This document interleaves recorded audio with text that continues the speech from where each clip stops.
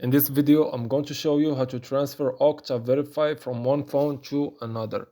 So this should be a quick and easy process. The first thing, just log in to your Okta account.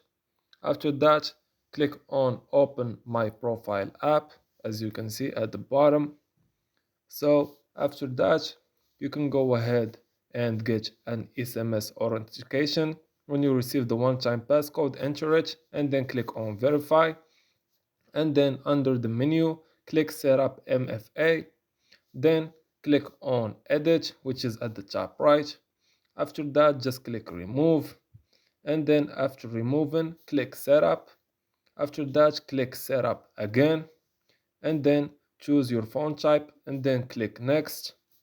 After that, on your next phone, open the Okta Verify app, choose Add Account Organization tab, then scan the QR code, and it is done. So this was an easy and quick process video. As always, thank you for watching.